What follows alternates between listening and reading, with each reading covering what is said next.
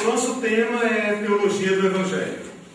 Só para lembrar, nós falamos no início desse curso sobre o significado desse título. Quando a gente fala em teologia, ninguém deve ficar preocupado que essa será uma aula acadêmica, teórica, de palavras difíceis, que só alguns iluminados conseguem entender. Quando nós falamos em teologia, nós estamos falando sobre o nosso pensamento, sobre a nossa reflexão sobre a palavra de Deus. Eu costumo dizer para os meus alunos, a palavra de Deus é sagrada. A teologia não. A teologia muda. A teologia é o pensamento humano sobre a palavra, é a nossa compreensão sobre a palavra. A teologia tem evolução, ela muda, ela melhora, às vezes piora. Mas de qualquer maneira ela reflete o nosso pensamento sobre a palavra de Deus, o significado, o sentido que aquilo tem. Um exemplo seria a própria morte de Jesus. O que é a morte de um homem na cruz? É um fato. Aquilo aconteceu. Um homem passou por um julgamento, foi executado, morreu e sepultado. Isso é um fato. Que significado isso tem? Então, quando nós falamos de significado, nós já estamos falando de um pensamento teológico. Por que a morte de Cristo tem significado? Quem é aquele que morreu na cruz? O que isso significa para a nossa fé? O que isso significa para a igreja? O que isso significa para mim, particularmente? Então, isso já é a nossa reflexão. E essa reflexão é que nós damos o nome, então, de teologia. Quando nós falamos teologia do Evangelho, significa que nós estamos querendo olhar os registros do Evangelho para extrair dele, então, significado para a nossa vida. Significado para a nossa fé. Ou seja, quando Jesus atravessa o mar, quando Jesus pesca, quando Jesus batiza, quando Jesus vai para um lugar, quando Jesus encontra alguém, mais do que o registro histórico, nós estamos querendo entender o que isso significa. Então é isso que nós estamos fazendo aqui. Nós falamos nessa primeira parte sobre o reino de Deus. E agora então queremos falar sobre Jesus. Quem é Jesus? O que ele fez? De onde veio? Para onde foi? O que falou? Evidentemente, nós temos que fazer um recorte aqui por causa da nossa limitação de tempo. Então, o que eu estou propondo para os irmãos é que nós estudemos a pessoa de Jesus através dos seus nomes. Os nomes de Jesus. Jesus é chamado no Evangelho por vários nomes. Se você pesquisar isso na Bíblia, nos livros, na internet, você vai achar centenas de nomes dados a Jesus em toda a Bíblia. A estrela da manhã, raiz de Davi, vários e vários títulos. Leão da tribo de Judá, e por aí afora, renovo de Davi e tal. Luz do mundo, etc. Vários títulos e expressões que significam uma referência a Jesus. No Evangelho, nós queremos pegar os nomes pelos quais ele foi conhecido. Nomes como, por exemplo, o próprio Jesus, que significa o Cristo, que significa o Filho do Homem. Jesus muitas vezes, dezenas de vezes, fala de si próprio como sendo o Filho do Homem. O Filho do Homem não veio para julgar, o Filho do Homem. Fala também do Filho de Deus. Nomes menos conhecidos, como por exemplo, Emanuel, Deus conosco. O que mais?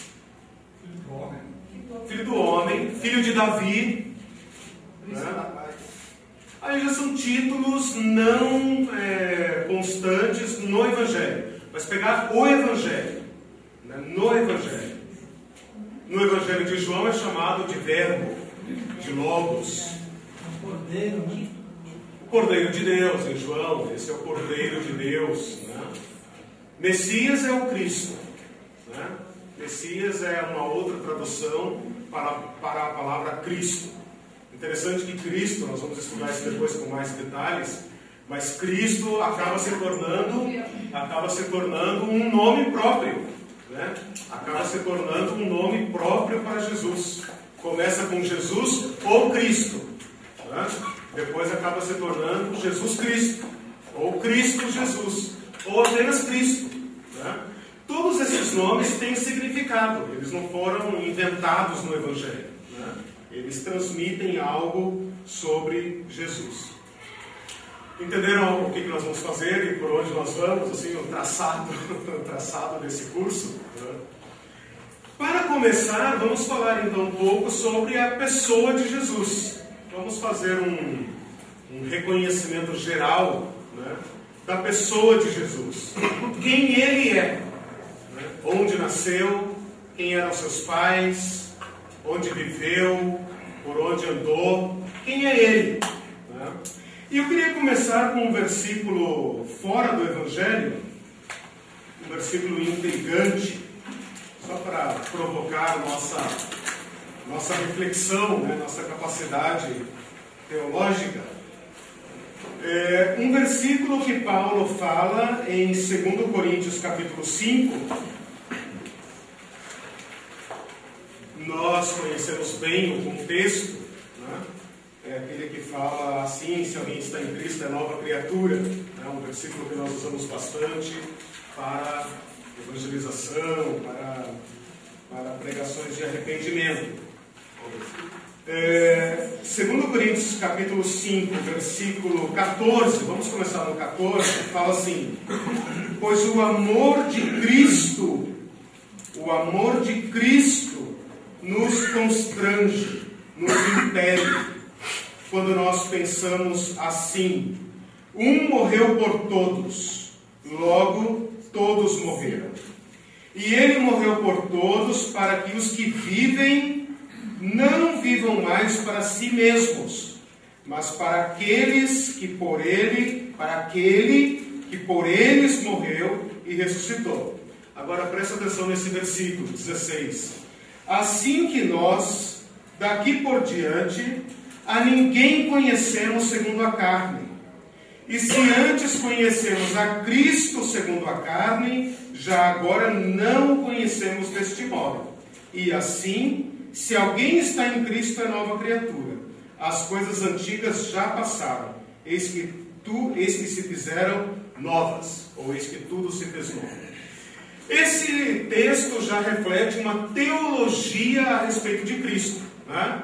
Porque ele está pensando sobre a morte de Cristo. O amor de Cristo, demonstrado na cruz, nos impele, nos constrange, né? Não nos deixa quietos. Porque nós pensamos assim, o apóstolo Paulo fala, versículo 14: um morreu por todos. Quem é esse um? Cristo, Jesus, morreu por todos. Por todos quem? Por todos os homens, todos os seres humanos. E ele morreu por todos. Olha a reflexão, isso é teologia. Ele morreu por todos para que os que vivem, quem vive? Nós. Não vivamos mais para nós mesmos, mas para aquele. Quem é aquele? Jesus Cristo. Para aquele que por eles morreu e ressuscitou. Esse é o fato. Jesus Cristo morreu por todos, para salvar a todos de uma vida voltada apenas para si, né? A morte de Cristo, a vida de Cristo, nos deu um novo sentido, um novo significado, que é viver para Ele. Agora olha o versículo 16, que é verdade. Pega aqui uma folhinha e... olha o versículo 16. Assim, desenvolvimento do pensamento, né? Assim que nós daqui por diante, o quê? A partir da morte de Cristo. Daqui por diante, a ninguém conhecemos segundo a carne. O que significa isso? E se antes conhecemos a Cristo segundo a carne, já agora não o conhecemos deste modo. O que significa esse versículo? E por que a partir da morte de Cristo, a ninguém mais conhecemos segundo a carne? E se conhecemos a Cristo segundo a carne, durante os seus dias de vida terrena, agora já não o conhecemos mais deste modo. O que significa aqui segundo a carne? Segundo o entendimento natural, segundo a visão natural. Quer dizer que a morte de Cristo causou uma nova realidade, uma nova orientação de vida, que Ele nos introduziu num novo curso de vida. E agora já não olhamos mais uns para os outros segundo aquela velha ordem, aquele velho modo de pensar, aquele velho modo de viver. Já não somos mais pessoas vivendo cada um para si. Já não somos pessoas desorientadas. Já não somos reis da nossa própria vida. Agora olhamos as pessoas por meio de Cristo, por meio de uma nova realidade, criada e fundada por Jesus Cristo. Isso requer de nós entendimento, requer de nós reflexão, requer um novo olhar sobre isso que Jesus Cristo fez. E é isso que nós estamos fazendo aqui agora. Antes, olhávamos para nós como pessoas independentes, autônomas, cada um tem uma cabeça, cada um faz o que quer, cada um pensa de um jeito. Isso é verdade para você, mas não é para mim. Se faz sentido para você, muito bem, para mim não faz sentido. A ninguém mais conhecemos segundo a carne, porque Jesus Cristo mudou a nossa relação com Ele e com os outros. Isso diz respeito ao nosso relacionamento com a gente mesmo, como a gente vê a gente mesmo. Porque no versículo 17 ele fala assim: se alguém, agora já individualizou, se alguém está em Cristo, é nova criatura. Eu vejo a mim mesmo como um ser recriado. Olho os meus irmãos em Cristo como pessoas que também foram regeneradas, que também foram introduzidas numa nova ordem, num novo relacionamento, num novo propósito, numa nova missão.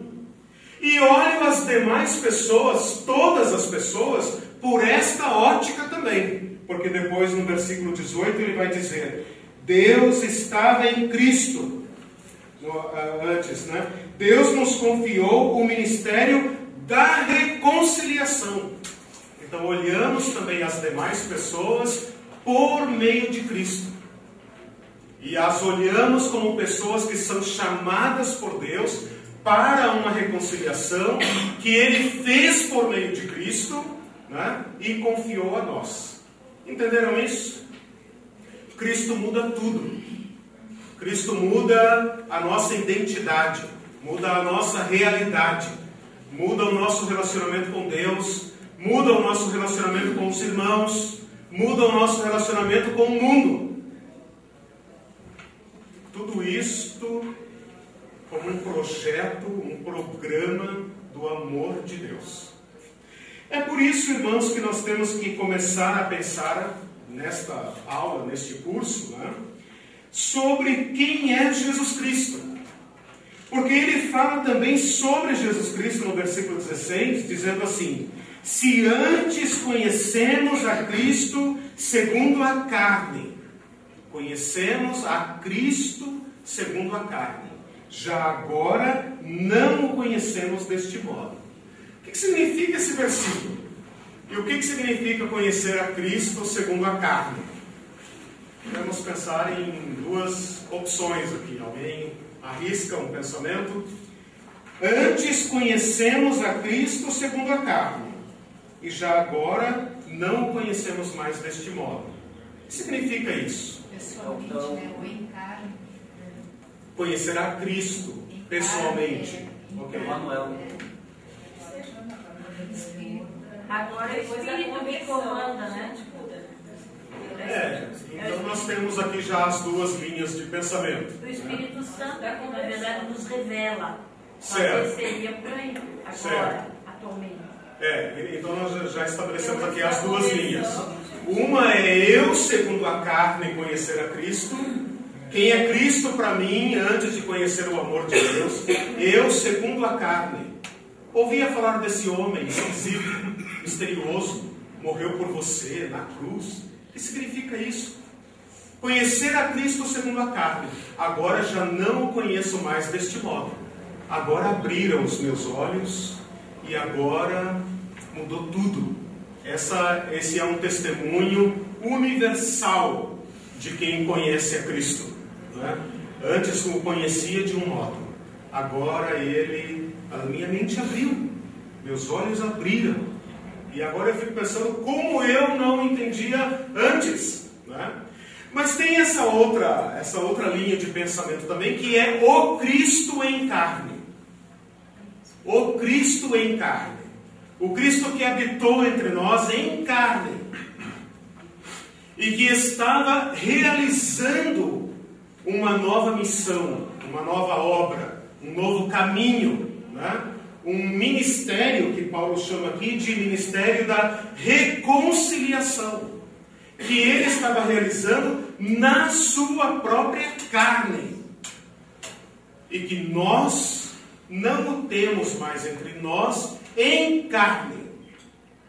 Nós não olhamos mais para aquele homem, talvez moreno, talvez sem aparência, talvez suado, empoeirado, aquele nazareno, aquele que dormiu no barco, aquele que sentou no poço, né, e conversou com a mulher samaritana. Esse Jesus em carne, nós não o conhecemos mais. Alguém viu ele? Não sabemos mais. Né? Temos o testemunho dele aqui, claro. Temos os evangelhos que falam dele, ele homem, habitando aqui entre nós, sentindo fome, dor, sede, cansaço, sono, tristeza. Mas agora já não o conhecemos mais deste modo. E isso também fala sobre um relacionamento espiritual com Cristo. Fala sobre uma necessidade de revelação de Jesus Cristo. E é isso que nós queremos fazer aqui. Queremos ter uma visão de Jesus Cristo. Queremos ter em mente não apenas o homem do filme, né? O homem, Jesus, barbudo, loiro, os olhos azuis, alto, vestido de branco, flutuando pelas areias da Palestina, né? Não é este mais que nós temos em mente, embora faça parte da revelação. O Verbo se fez carne, habitou entre nós, vimos a sua glória, né? A glória do unigênito Filho de Deus. Mas agora temos uma nova relação com Cristo, né? O Cristo ressuscitado, o Cristo que subiu para o Pai, o Cristo que habita na sua igreja. Estarei convosco todos os dias, até a consumação dos séculos. É este que nós queremos conhecer. E os evangelhos nos apontam para ele. E o Espírito Santo revela ele. E nós devemos crescer em conhecimento e revelação e relacionamento e entendimento deste Cristo. Deste Cristo. Entenderam isso aqui? Assim que nós daqui por diante a ninguém mais conhecemos segundo a carne. E se antes conhecemos a Cristo segundo a carne, já agora não o conhecemos mais deste modo. Agora os nossos olhos se abriram, né, para ver que aquele homem comum, de cara comum, né, era e é o Filho de Deus. Isso está escrito em Marcos, né? Marcos é um evangelho pequeno, emoldurado, né, por esta revelação. Marcos começa assim: Evangelho de Jesus Cristo, Filho de Deus. Né? No meio tem a confissão de Pedro, né? Tu és o Cristo. E no final, um gentil, um centurião, um algoz de Cristo, né? Um torturador, um daqueles que autorizou a execução, fala, bate no peito e fala: verdadeiramente este homem era o Filho de Deus. Né? esta visão de olhar aquele homem comum, né? E falar: este é o Filho de Deus.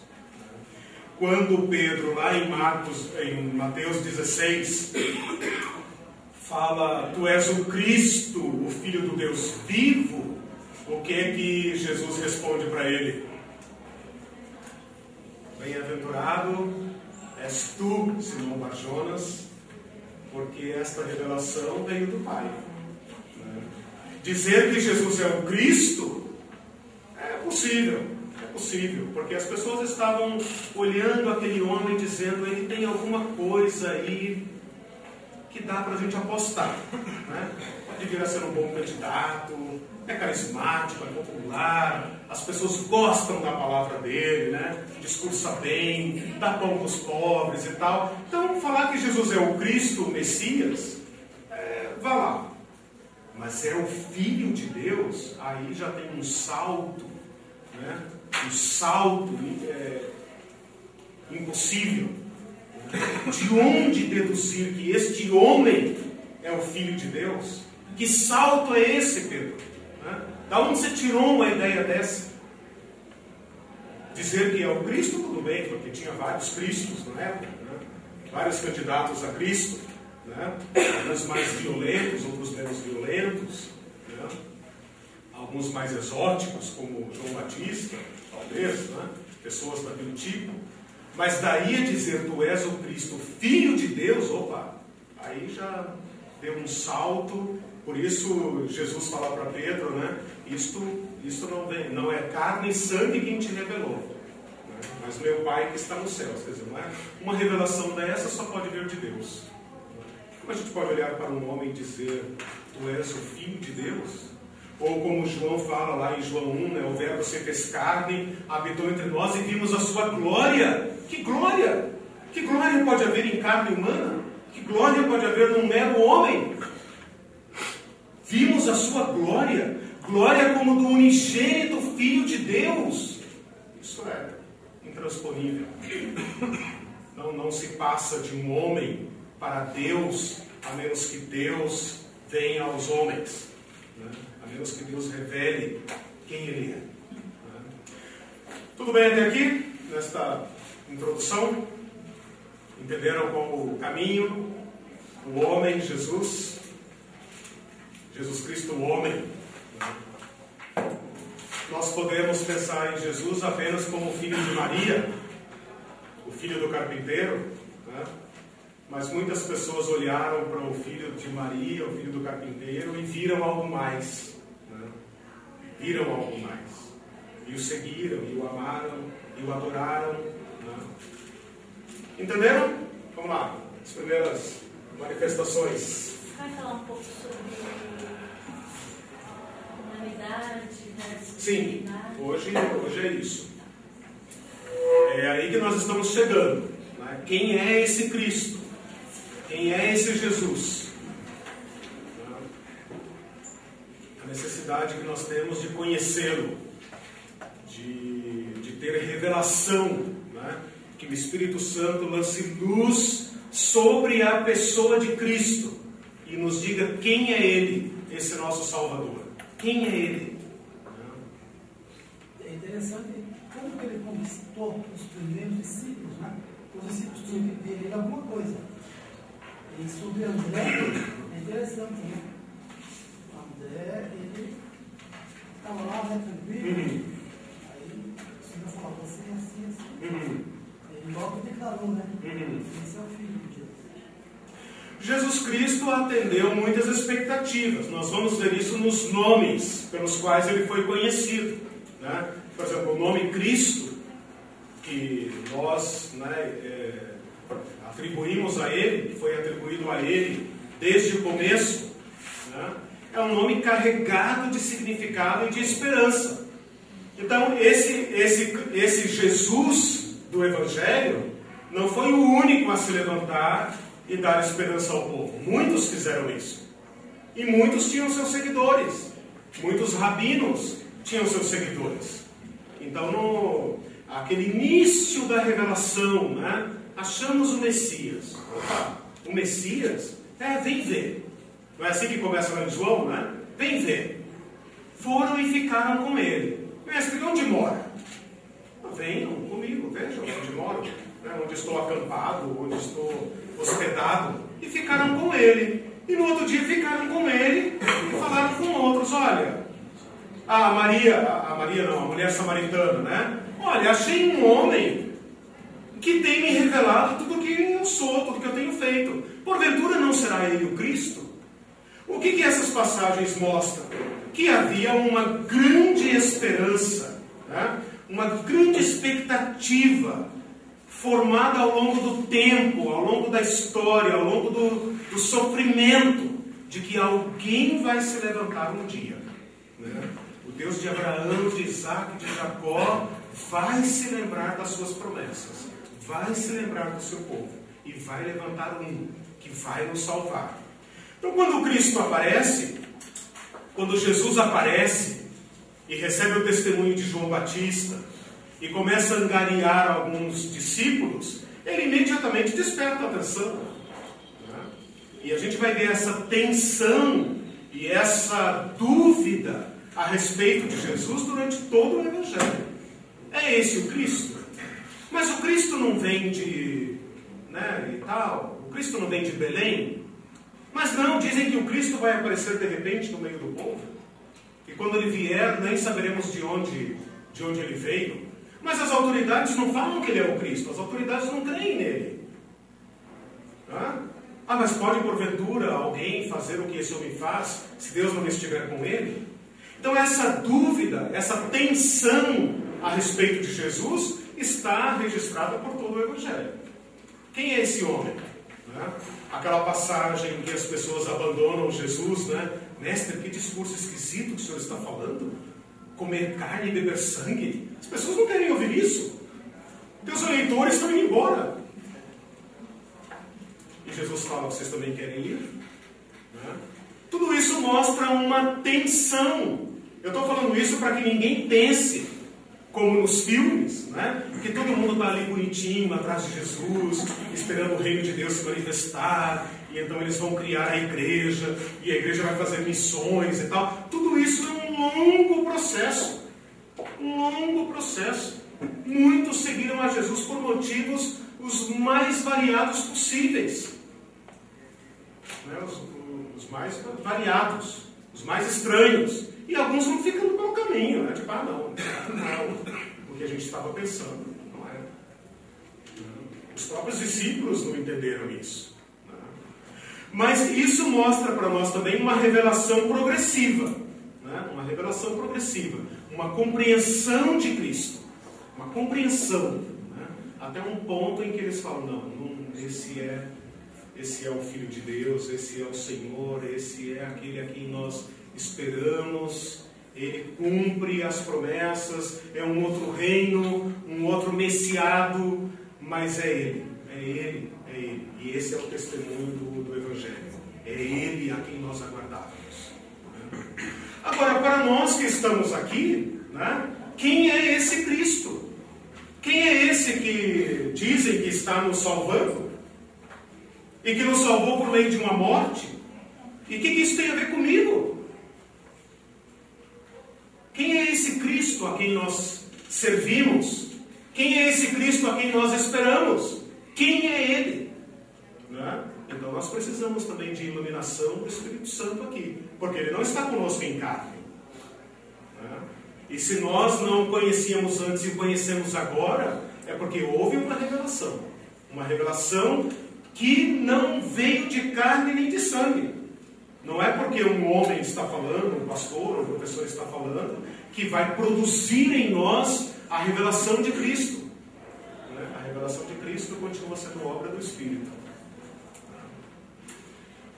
Acho que você já falou, você já respondeu, porque eu vou perguntar. Ele veio como Jesus, conhecido como Jesus. A partir da revelação de João Batista, esse é o Cristo, Filho de Deus, que ele é conhecido como Cristo pelo sacrifício que ele faria? Da morte? Mas aí tem um longo processo. Né? O nome Jesus foi dado de batismo. Né? E é um nome comum.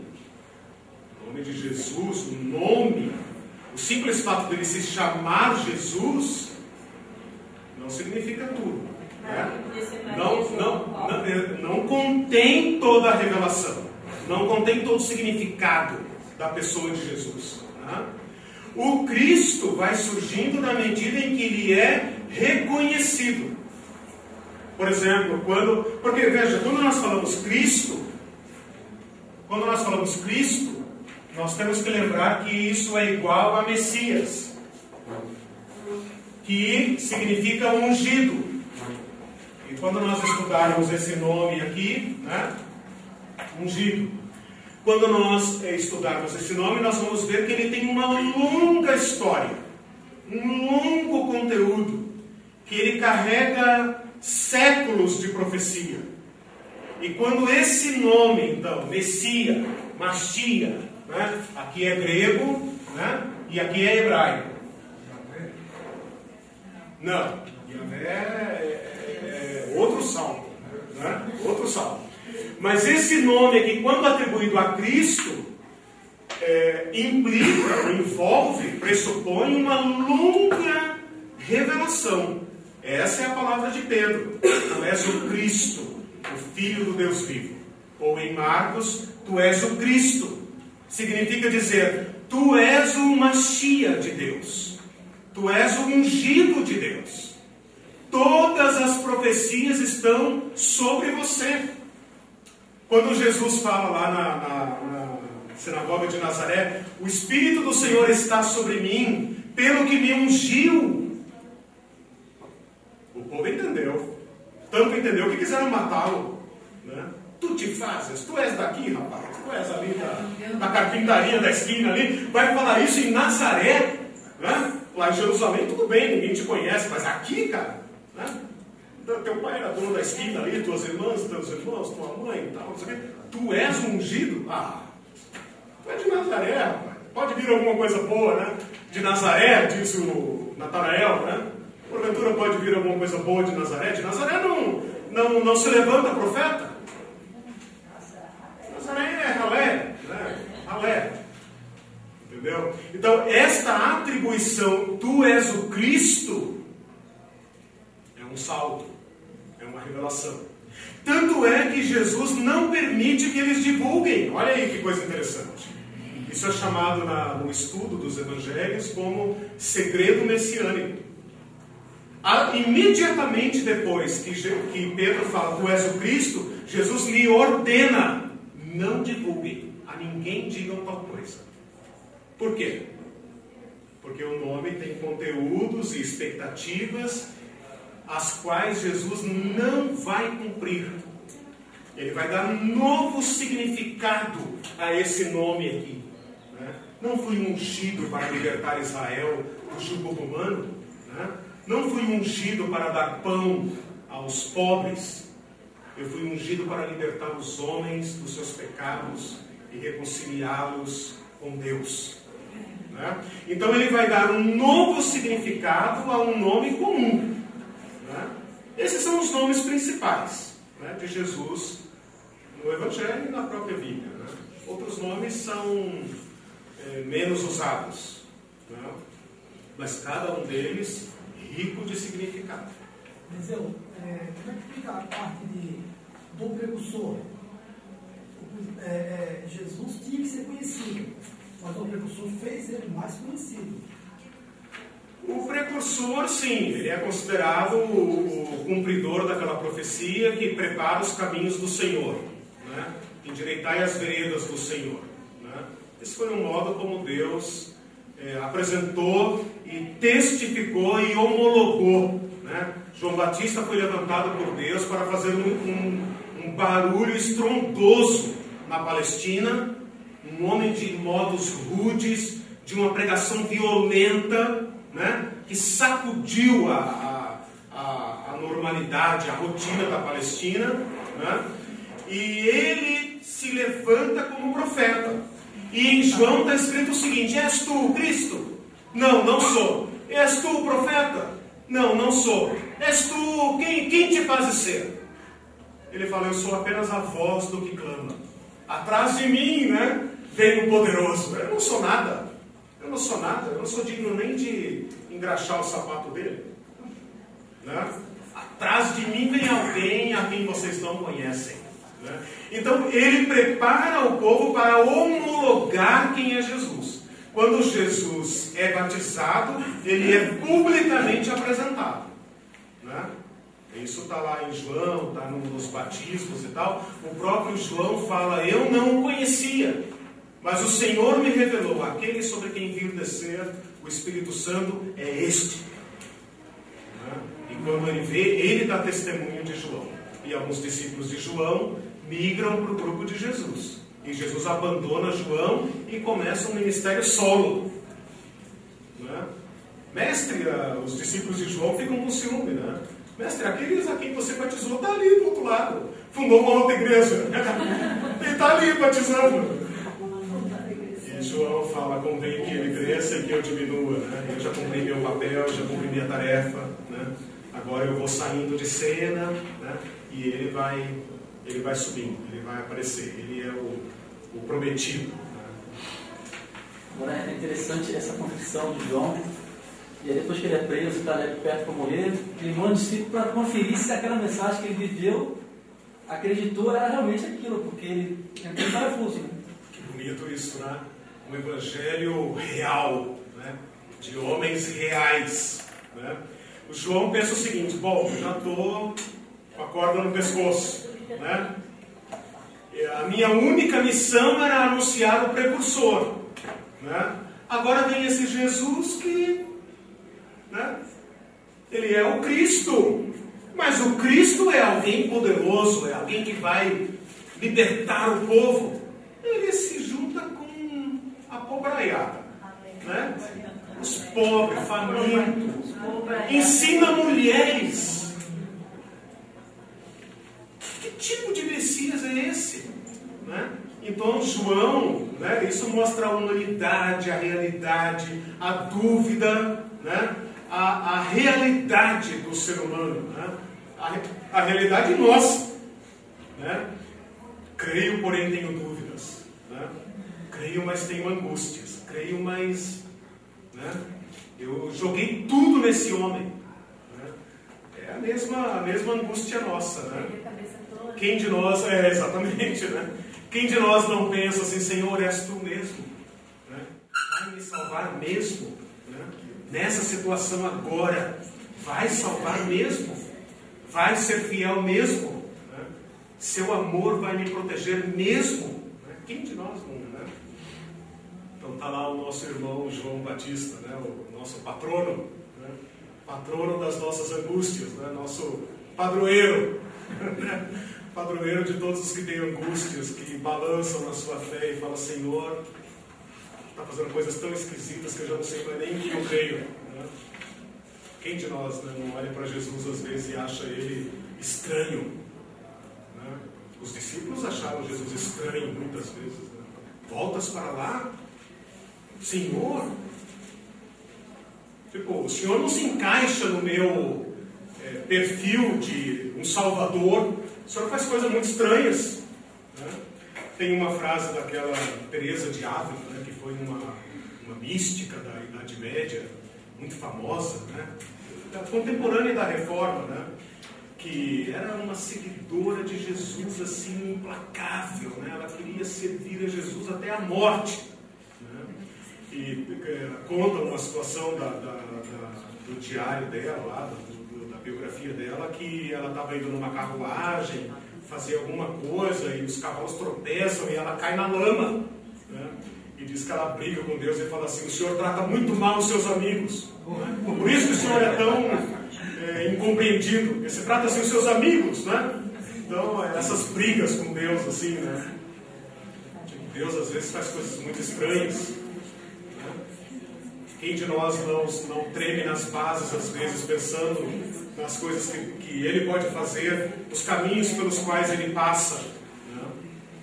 Quem de nós pode dizer que segue a Cristo fazendo festa, né? Soltando fogos e, né, um santo, né, oba-oba, né? Quem de nós não chora às vezes, não entra em trevas, né? Não treme nas bases pensando: meu Deus, né? apostei tudo nesse Salvador, larguei minha família, minha religião, né, para apostar nesse Salvador, e agora parece que eu estou pior do que antes. Nós estamos muito bem acompanhados, irmãos da Bíblia, e todos os que passaram por esse caminho de fé tremeram nas bases, estavam tremendo, e nós estamos juntos. Também sobre Zaqueu, né? Zaqueu, um homem muito culto na sua época, reconhece Jesus. E ele entrega 50% de tudo que ele tinha. Você veja ali o primeiro contato, ele conheceu completamente o Filho de Deus. E Jesus dá testemunho dele. Com certeza. Hoje veio salvação nessa casa. Quer dizer, para um ladrão dar 50% de tudo que tinha é muita coisa. Converteu mesmo. Isso, converteu mesmo. Converteu o bolso, né? Dizem que é o último órgão humano que se converte é o bolso. Mas é interessante esses testemunhos do Evangelho que mostram que alguns ouviram e creram, alguns viram e não creram. E isso é uma reação permanente em relação a Jesus. Por que alguns viram e falaram, tu és o Cristo, e se lançaram aos seus pés e o adoraram? E outros pensaram, mas esse cara, esse filho de José, vem dar uma de bom agora aqui, né? Diz que é o Cristo. Né? E outros partiram para a violência. Né? Quantas vezes tentaram matar Jesus? Quantas vezes não fizeram apedrejá-lo? Quantas vezes, né, ele não escapa? Então Jesus Cristo pode produzir reações as mais diversas. E sempre foi assim. Né? Alguns o viram e adoraram. Aquele homem, né? Pensa num homem comum. Né? Comum. Né? Um homem que tinha 30 anos e lhe deram 50. Um meio acabadinho, né? Ainda não tem 50 anos e te fazes, né, e tal, você vê, está lá em João 8. Jesus estava meio queimadinho, meio subnutrido, né? Mas algumas pessoas viram este homem e o adoraram. E não é qualquer fanático, bobo, é um judeu que adora somente a Deus. Jesus Cristo estava no local mais errado para proclamar a sua divindade. Porque um judeu podia quebrar as pernas dele. Ele não se ajoelharia nunca perante ninguém, nem diante do imperador. Nem diante do imperador. Mas algumas pessoas se lançaram aos pés de Cristo e ele as abençoou. Não rejeitou. Não disse, levanta-te daí e adora somente a Deus. Ele aceitou e abençoou. Falou, filha, teus pecados estão perdoados. Quem é esse que perdoa pecados? Ele fala, para que vocês saibam que o Filho do Homem tem poder para perdoar pecados. Eu digo, os teus pecados estão perdoados. Mas alguns olharam para ele e não viram nada. Não viram nada. Então essa reação contraditória que Jesus Cristo provoca no coração humano é permanente.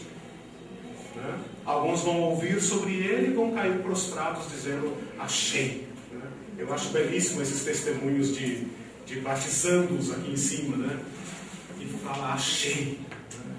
Vim aqui num culto comum, num dia comum, me sentei num lugar comum e a minha vida mudou. Mas alguns vão ouvir, não significa absolutamente nada. Você não acha que essa didática, essa pedagogia dele, de responder com perguntas, mudou o conceito? Porque até então os mestres respondiam com davam respostas.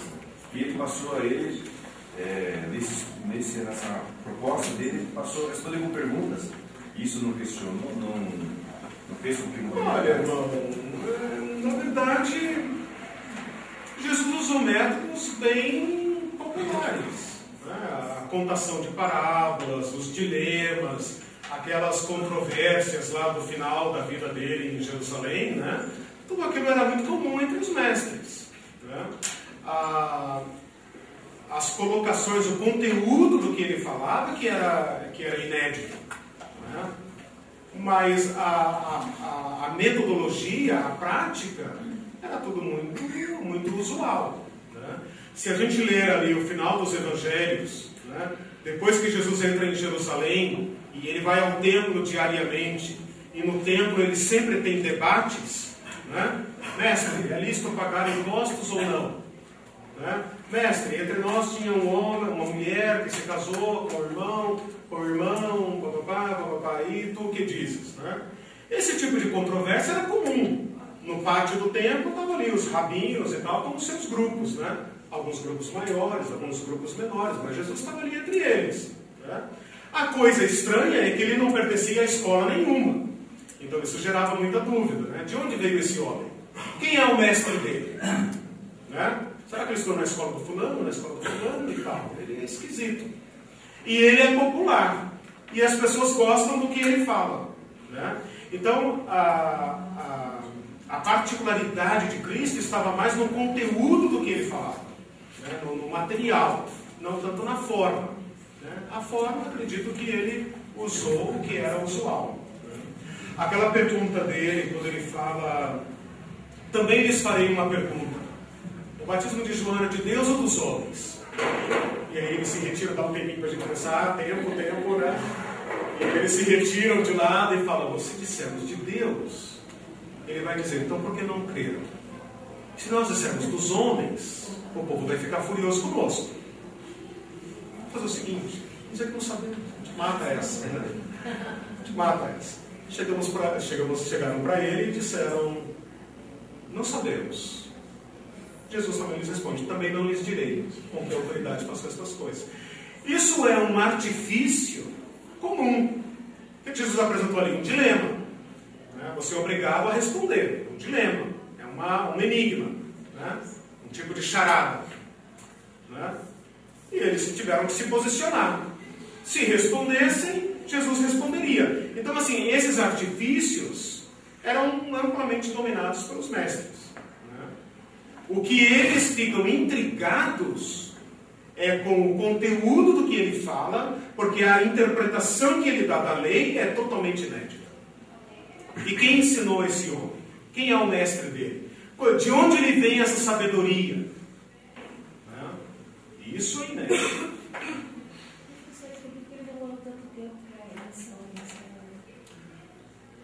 Por que ele demorou tanto tempo? O ministério dele seria curto, né? E provavelmente atingiu uma idade que seria adequada para um mestre. Né? Antes dos 30 anos, dificilmente uma pessoa seria considerada mestre de acordo com o rabinato. Né? Ele não teria, no caso, respeitado, digamos assim, o tempo de João Batista, como João Batista era o precursor. Ele Sim. só começou exatamente quando João Batista foi educado. Sim, nesse sentido sim. Sim, João Batista como precursor deveria estar no auge do seu ministério para que ele se manifestasse. Né? Esse é um dado. Por outro lado, Deus poderia ter, porque João Batista, o propósito dele era esse, ele fica no deserto esse tempo todo, não se sabe exatamente com quem. João Batista era filho de sacerdotes, né? Deveria estar no templo, mas está no deserto, né? E de repente surge pregando com aquela voz estrondosa. Outro dado é esse, né?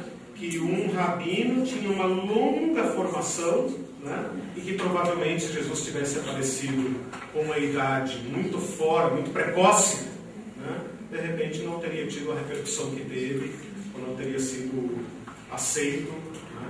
Com autoridade num contexto em que os rabinos tinham já uma certa maturidade. Então, veja, em tudo isso ele é compatível com as pessoas da sua época. Em tudo isso ele está aculturado. Né? Ele vai na sinagoga como qualquer judeu, ele lê a lei como qualquer judeu, né? Ele prega como qualquer mestre, ele faz tudo dentro de um certo contexto de normalidade. Em que ele se difere, se distingue completamente? Na autoridade, né? No ineditismo da sua pregação. As multidões ficam como que encantadas, né? Perdem a hora de comer. Né? Estão comigo há 3 dias e não saem daqui. Mestre, manda esse povo embora. termina o culto, né? Eles vão ter que comer na igreja. Né? Então, isso é inédito. E esse testemunho está nas Escrituras. Esse testemunho está nas Escrituras. De onde ele vem essa sabedoria? Como ele pode falar tais coisas? Com 12 anos ele sobe ao templo, né? E ali ele dá uma amostra. Né? Com 12 anos era a idade que um menino judeu ia para a pós-graduação. Certo? Até os 12 anos ele era educado na sinagoga e com o pai e a mãe. Esse é o sistema educacional dos judeus da época. Hoje não vem ao caso. Né? Mas na época, um menino judeu era educado pelo pai e pela mãe, né? Lá, meu irmão. Pelo pai e pela mãe e na sinagoga, com os rabinos. Aos 12 anos, um menino brilhante, um menino que tem futuro. Manda esse menino, né, para a cidade grande. Esse menino tem talento. Né? Jesus vai ao templo e discute com doutores. Uma maneira que Lucas tem de dizer assim, ele foi ver os doutores. Né? Mas os doutores não puderam com o brilho dele, com as reflexões que ele já possuía sobre a lei, com as reflexões, com as perguntas, com a visão, o discernimento que ele tinha sobre a lei. Né? E então ele volta para casa. Né? Volta para casa, né? Dá aquele susto em Maria, né, e tal, mas volta para casa tranquilamente e vai para Nazaré. Né? Depois ele vem pregando, mas de onde vem esse sujeito? Ninguém cuidou dele até agora, ninguém instruiu esse menino brilhante. Né? Então ele passou por todos os estágios normais da vida. E aí essa grande revelação na idade madura. Acredito que também tem aí propósito de Deus. Porque o ministério de Jesus seria intenso e curto. O ministério de Jesus seria intenso e curto. Se tem uma coisa que ninguém duvida, é que Jesus caminhou resolutamente para Jerusalém. Isso ninguém tem dúvida, nem os críticos. Né? Ele tinha consciência do perigo que ele corria. Tinha consciência. E ele caminha para lá resolutamente. Né? Então a vida dele também foi tirada quando ele quis. Né? Isso mostra um domínio do tempo. Né? Um domínio da... Né? No início do ministério dele, quando Maria fala, filho, olha, acabou o vinho. Né? E ele fala, eu com isso. Né? Tem uma certa hesitação ali, né? Uma certa, né? Ainda não é chegada a minha hora. Né? Os discípulos sobem para a festa e ele fala, vamos vocês, ainda não é chegada a minha hora. E isso tudo mostra um domínio do tempo, né? Uma sincronia com a vontade de Deus. Né? Revelou-se na hora certa, veio e no tempo certo foi para Jerusalém, sabendo que iria ser executado. Quando o pai de João Batista, ele era sacerdote. Isso. Então, Jesus era parente deles. Sim. Então, eu creio que na convivência da juventude, da adolescência, ele aprendeu não. Ele estava, né, com os sumos sacerdotes ali, com os sacerdotes. Né? Não podemos ir por essa direção pelo seguinte. Provavelmente Zacarias morre cedo e João Batista é criado de um modo completamente diferente de um sacerdote. Né? Porque João Batista não veste a veste sagrada, veste pele de camelo. Não come coisas puras, sagradas, mas come mel e gafanhoto. Não é muito recomendado. Eu não sei como é que ninguém não ouviu a dieta de João Batista. Né? Porque querem tudo para emagrecer, de repente vão buscar a dieta de João Batista.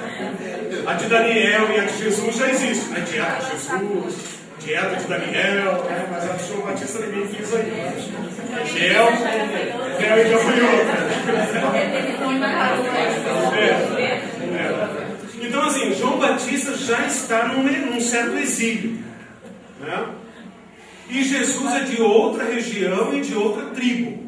Então, provavelmente o parentesco se deu através das mulheres, né?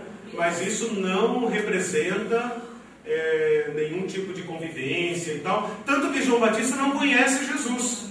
É primo, é mais velho, alguns meses, né? Mas ele não conhece Jesus. Quando Jesus aparece é uma surpresa para ele, né?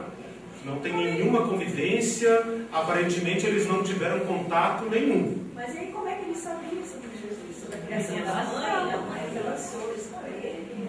O Espírito. Como que João Batista sabia sobre Jesus? Ele disse que foi revelação. Não foi o que a mãe ensinou. Não.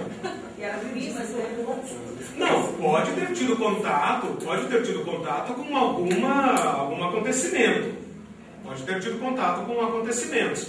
Mas tudo indica que Zacarias e Isabel já eram idosos quando o menino nasceu. Provavelmente morreram logo. E esse João Batista não segue a linhagem sacerdotal. Isso é uma coisa que a gente às vezes pula, né? Mas um filho de sacerdote deveria ter uma criação completamente diferente.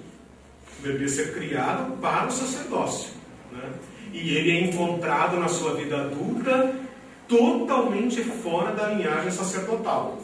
Provavelmente o Espírito Santo já tinha separado ele, dizendo assim: olha, eu não tenho nada com esse sacerdócio, não tenho nada com essa politicagem, não tenho nada com essa posição, né? Você está sendo chamado para um novo ofício, uma nova missão. Mas Deus consegue as mulheres, ele já reconhece Jesus, né? Mas vamos ficar com o registro. O registro fala que ele não conhecia e que o Espírito Santo iria lhe mostrar. Né? E o batismo de Jesus é uma declaração pública dele.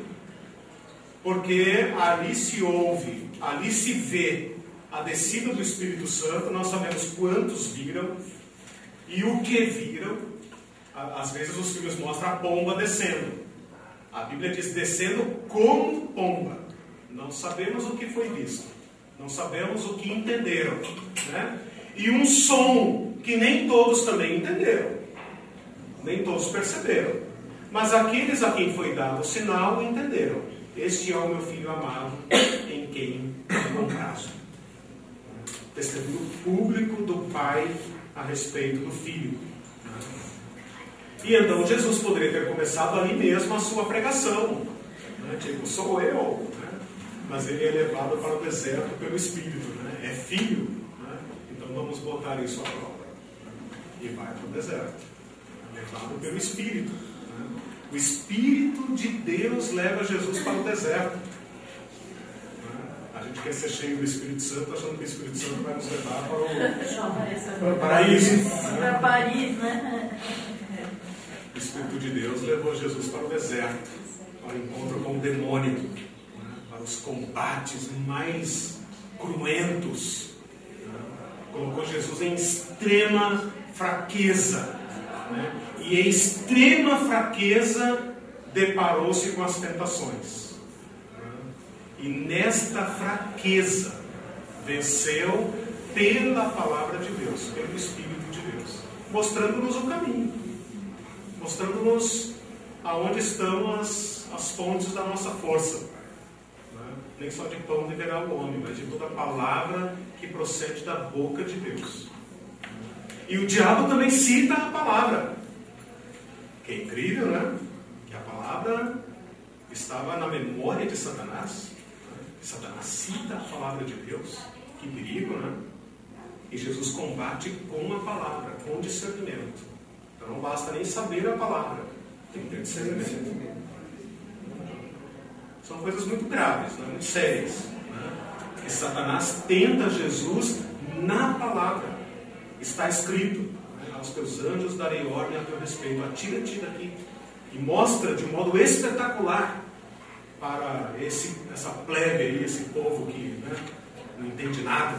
Mostra para eles, faz um ato espetacular. Você vai ver se eles não vão te seguir imediatamente, se eles não vão te aclamar, né? E Jesus lhe responde com a palavra, né? não tentarás o Senhor teu Deus. Isso nos diz muita coisa sobre Jesus. Bom, irmãos, estamos dando uma passeada para falar sobre Ele, sobre o Senhor.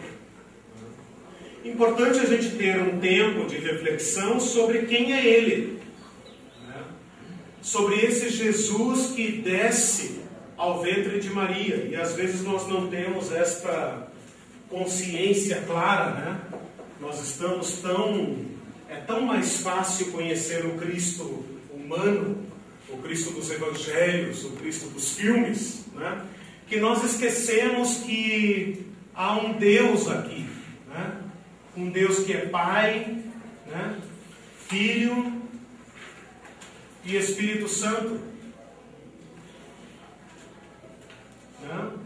que é desde a eternidade, que é eterno e que é imutável, e que esse Verbo de Deus se faz carne, e habita entre nós, e morre na cruz, e ressuscita. Essa oca aqui é o túmulo vazio, e ressuscita, e fica com os discípulos por alguns dias, e volta para a glória que eu tinha contigo antes que houvesse mundo. Isso diz muito sobre Jesus. Quem é Ele? De onde veio? O que Ele significa? Porque Ele é único? Porque Ele é unigênito? Porque Ele é exclusivo? Porque Ele é Deus de Deus. Deus com Deus. Ele é o Deus Todo-Poderoso, encarnado, em forma humana, em carne fraca, de homem. Na oração de João 17, a gente pode ver essa expectativa de Jesus na sua oração, pouco tempo antes de subir para o Pai. João 17, versículo 4, o início, vamos pegar ali o início, só para ver a trajetória que Jesus está fazendo. João 17, versículo 1 fala assim: Pai, é chegada a hora. Olha o controle do tempo, é chegada a hora. Glorifica o teu Filho, para que o Filho te glorifique a ti.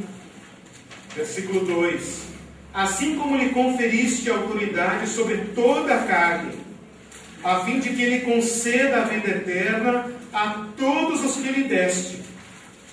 E a vida eterna é esta: que te conheçam a ti, único Deus verdadeiro, e a Jesus Cristo a quem enviaste. Eu te glorifiquei na terra, consumando a obra que me confiaste para fazer. Agora olha o versículo 5.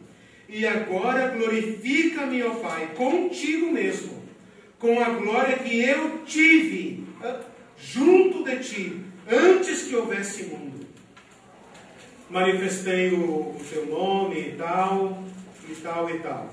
Mas pelo menos esta palavra aqui já nos basta. Glorifica-me, ó Pai, contigo mesmo, com a glória que eu tive junto de ti, antes que houvesse mundo. Nós temos que ter essa consciência que o Cristo de Deus, o Filho, o Deus Todo-Poderoso, despojou-se da sua glória e vestiu carne humana. Que aquele ente no ventre de Maria era o Deus Todo-Poderoso, o Filho de Deus. Ele será gerado, Maria pergunta, como será isso? Se nem sou casada. E o anjo fala: descerá sobre ti o poder do Altíssimo. O Espírito Santo te encobrirá. E aquele nascido do teu ventre será chamado Filho do Altíssimo. E lhe porás o nome Jesus e tal, e aquelas profecias. Outro lugar que nós podemos ver isso é em João. Eu trouxe aí a folha com essa viagem de Jesus. Depois vocês deem uma olhada. Mas em João capítulo 1, versículo 1, fala assim, Evangelho de João capítulo 1, versículo 1: No princípio era o Verbo, E o Verbo estava com Deus. E o Verbo era Deus. Ele estava no princípio com Deus. Todas as coisas foram feitas por intermédio dele. E sem ele nada do que foi feito se fez. A vida estava nele. E a vida era a luz dos homens. Versículo 14. E o Verbo se fez carne. E habitou entre nós. E vimos a sua glória. Glória como do unigênito do Pai. E o Verbo se fez carne. No princípio de tudo. A Bíblia fala do princípio. A Bíblia, a ciência chama de Big Bang, né? Brincadeira, né? Mas de qualquer maneira a ciência admite que houve um começo. Certo? A Bíblia, há séculos, milhares de anos atrás, já cria e já estabelecia que a criação teve um começo. Isso foi um grande salto para a ciência, né? Porque muitos mitos antigos falavam que o mundo como uma divindade, ou como uma coisa eterna, cíclica e tal. A Bíblia desde o começo colocou no princípio. No princípio criou Deus os céus e a terra. Houve um começo da existência, da realidade, da criação. Agora João está dizendo que no princípio já era Deus, Deus já sendo, né? Deus já sendo. No princípio criou Deus. Um pouco de gramática, né? Criou é um pretérito perfeito, né? Criou Deus. Né? E João coloca o seguinte: neste princípio em que Deus criou, o Filho já sendo, já subsistindo, né? Com a sua própria vida, seu próprio ser de Deus. No princípio era este Deus. O Deus estava com Deus. E o Deus era Deus. É isso que está escrito aí. Estar com significa que não é o mesmo. Né? Uma pessoa não pode estar com ela mesma. O João está com o João. Né? Faz sentido. Você estar com alguém, com outra pessoa. Estar com significa estar junto, estar em coexistência. Mas ao mesmo tempo o Verbo é Deus. Ele estava no princípio com Deus. Aqui nesse ponto zero da vida, da existência, ele já estava lá. Todas as coisas foram feitas por intermédio dele. E sem ele, nada do que existe veio à existência. A vida estava nele. E a vida era a luz dos homens. Tudo começou com ele. Este ser de Deus. E aqui a nossa mente trava. Este ser de Deus se fez carne no ventre de Maria, por poder do Espírito Santo. E habitou entre nós, como um de nós, cheio de graça e de verdade, pleno da revelação de Deus, né? Pleno do perdão de Deus e do conteúdo de Deus, porque é Deus, porque não deixa de ser Deus, porque Deus é algo que Ele é, Ele não pode deixar de ser, mas despido da sua glória, veste-se de carne e habita entre nós. Esse é o Cristo. E não fique perturbado se não conseguir entender, porque esta descida é incompreensível para nós. Nós sabemos o que é ser carne. Nós sabemos, é a nossa realidade. Nós não conhecemos outra. Nós não conhecemos outra realidade. Mesmo quando a gente pensa em vida após a morte, a gente pensa nós como nós somos, não tem como imaginar outra coisa. Mas nós não sabemos de onde veio. Sabemos de onde veio, mas não sabemos como é lá. Como é a vida da vida. Como é o ser de Deus. Isso é como derramar o oceano no nosso copinho descartável. Não tem paralelo. Porque até o oceano tem limite, né? Mas Deus não tem limite. Então, esta descida para nós é incompreensível. Incompreensível, intransponível e impossível. Mas Ele veio a nós, esse verbo de Deus. A palavra verbo significa todo ser de Deus, toda a sabedoria de Deus, toda a essência de Deus, tudo que Deus é, tudo que Deus sendo, né? Porque não dá nem para usar verbos para Deus, né? Deus é eterno, né? Para Deus não tem passado, presente ou futuro. Então nós poderíamos tentar usar um verbo assim, sendo, né? Sendo é alguma coisa que é, e continua sendo, sem fim, sem interrupção, sendo, né? Esse ser de Deus, de acordo com João, se fez carne. E esta é a descida que nós não conseguimos compreender, porque nós só conhecemos o ponto final dela, aqui embaixo. Mas nós não conhecemos a outra ponta. Nós não sabemos o que é isso. Nós não sabemos o que é. Sabemos que é de Deus e veio de Deus. E essa descida, só Ele sabe o quanto custou, né? O quanto custou, o quanto implicou, o quanto despojou, né? Só Ele sabe. Diga, meu irmão. Ficava questionando várias vezes, né? Quem criou Deus? Eu virei e falei com eu tinha um pastor Amós, né? Ele falou lá em Deuteronômio 29, está escrito: as coisas encobertas pertencem ao Senhor nosso Deus, mas as reveladas pertencem a nós e aos nossos filhos para sempre, para que eles sigamos todas as palavras da lei. Então há coisas que só pertencem realmente a Deus, né? É que esse verbo nem dá para atribuir a Deus, porque se a gente pensar assim, a gente está dizendo que tem um ser superior a Ele. Veja, nós sempre vamos fazer essa pergunta, né? Porque a nossa mente funciona dentro do escopo da criação, né? Nós temos início e temos fim, sabemos disso, a nossa existência está presa dentro disso, né? Todos nós temos uma origem, né? E todos nós temos um fim, e essas são as únicas coisas certas da vida, né?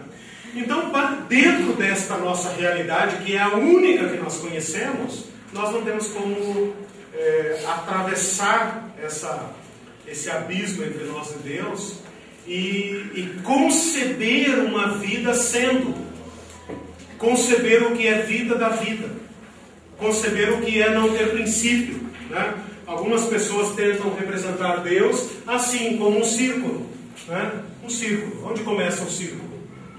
Não tem começo, né? Nós podemos estabelecer aqui como princípio. Aqui Deus criou, né? Criou algo que não é Ele, criou algo apartado dele, né? Uma coisa é Deus, outra coisa é a criação de Deus. São coisas distintas. Ele sustenta a sua criação, Ele dá providência à sua criação, mas Ele não é sua criação. Quando você abraça uma árvore, você não está abraçando Deus, né? Tem gente abraçando árvore hoje, né? Tem, né? A mãe terra, a mãe natureza, né? A natureza quis, né? E isso aqui para nós está voltando. Olha a praga do paganismo, né? Quando nós perdemos Deus, nós caímos no paganismo de novo, né? Hoje a ecologia está virando uma nova religião, né? Porque a natureza, a nossa mãe terra, o planeta Gaia, né? Já ouviu falar? Gaia, né? Uma divindade, né? Nós cremos completamente diferente disso. A natureza e a criação de Deus é sagrada por causa da presença de Deus nela. Mas Deus não é ela. Deus transcende a ela, né? Então tudo o que há, versículo 3, todas as coisas foram feitas por Ele, e não há nada que exista que não tenha a mão dele, a marca dele, a ciência dele, né? Aquilo que os cientistas chamam de a assinatura de Deus. Você pode estudar como tem nem nome, né? Na minha época, quando estava, era átomo e porque é elétron, nêutron e o que mais? E próton. Hoje já tem mais 1 zilhão de coisas lá para baixo, né? Mas vamos ficar só com isso. Né? Você pode estudar, né? Ou o universo, ou qualquer coisa, ou qualquer animal. Tudo tem ciência. Tudo está carregado de inteligência. Tudo tem ordem. Tudo tem beleza. Tudo tem propósito. Às vezes nós não entendemos, mas tem. Né? Tudo que existe foi feito por intermédio dele. E sem ele, sem a presença dele, nada existe. Isso não apenas atribui a criação a ele, como o distingue da criação. E aí a nossa mente para, porque nós somos da esfera da criação. Então nós não podemos conceber, não podemos mergulhar nesse infinito para conceber quem Deus é. Por causa disso, ele veio. Ele se limitou. Por causa disso, ele veio. Ele se limitou. Ele se fez bebê. Ele se fez um feto. Ele se fez um embrião. A nossa mente não alcança isso. Por que a teologia de João é tão diferente das demais? A teologia dele é voltada ao divino, né? É celestial. João dá o complemento que faltava, entre aspas, aos demais evangelhos. A compreensão que eu tenho de João é que ele foi o último a ser escrito e, portanto, tem uma teologia mais desenvolvida. A reflexão sobre Jesus já é distinta, já é à frente dos demais evangelhos. João foi aquele a quem Deus reservou para revelar certas coisas que os demais evangelistas não registraram. Então ele é mais teológico. Sim. E provavelmente escreveu o Evangelho de João depois da revelação. Por isso o Evangelho dele é tão carregado de revelação. E ele é o único... Já deu a hora, gente? Eu estou perguntando. Já deu? Desculpa, eu estou com o relógio errado. Bom, vamos parar por aqui. Próxima aula a gente começa a partir desse nome, né? Eu vou até começar por aqui. Pelo mais... traga uma folhinha, né? Não, eu vou tentar trazer. Folhinha sempre com os nomes, um histórico de cada nome. Essa folha aqui é apenas para você ter um panorama disso que eu estou falando. Do Jesus divino, Jesus humano divino, do Jesus Deus e Jesus homem. Né? Se nós não tivermos esta visão de Jesus, nós não o compreenderemos. Né? Nós podemos ver Jesus apenas como Deus, perdemos o Jesus humano. Se olharmos Jesus apenas a partir de Maria, perdemos o Filho de Deus. Perdemos o Jesus Deus. É necessário esta encarnação do Filho de Deus, para a gente começar a vislumbrar quem Ele é. E aqui nós estamos entrando em terreno sagrado. Temos que entrar descalços e de joelho, porque é território sagrado. Eu louvo a Deus, porque na minha adolescência, na minha juventude, eu sou evangélica desde adolescente.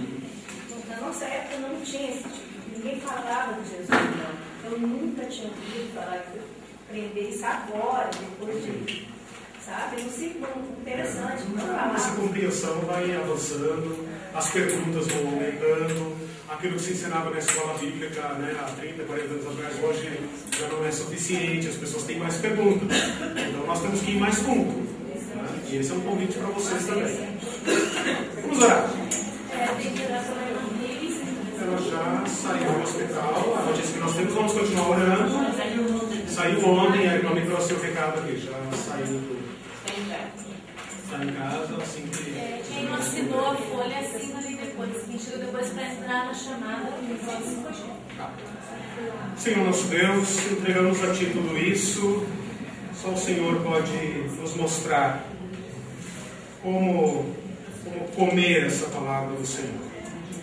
O Senhor dê leite a quem precisa leite, carne a quem precisa carne. cada um de acordo com seu desenvolvimento, sua capacidade de crer, de confiar, mas para todos nós, Senhor, independente de quem somos e de onde estamos, dá-nos uma visão de Cristo, encanta-nos com a visão de Cristo, dá-nos uma visão deste que é o nosso Salvador, nosso amado, nosso Senhor, dá-nos um vislumbre dele, e o nosso coração seja conquistado por ele. E se alguns dentre nós talvez se encontrem confusos com esse nome, confusos com a pessoa dele, divididos, cansados, o Senhor desperte um novo amor, uma nova visão, uma nova caminhada com Jesus Cristo. Revela-nos Jesus no nosso caminho, aquele que disse: estou convosco todos os dias. Ajuda-nos a ver Ele conosco, Senhor. Ajuda-nos a ver o Senhor conosco. Eu peço isso para mim e para os meus irmãos. Que o Senhor nos ajude, que o Senhor firme o nosso coração na verdade. Não permita que as pérolas do conhecimento do Senhor sejam roubadas do nosso coração, mas que elas sejam como sementes boas numa terra boa do nosso coração. Que o Senhor regue estas revelações no nosso coração, de modo que ela encontre em nós um ambiente saudável, propício, adequado para pleno desenvolvimento, para o louvor e a glória do Senhor. Em nome de Jesus. Amém, meus irmãos. Próximo domingo tem mais.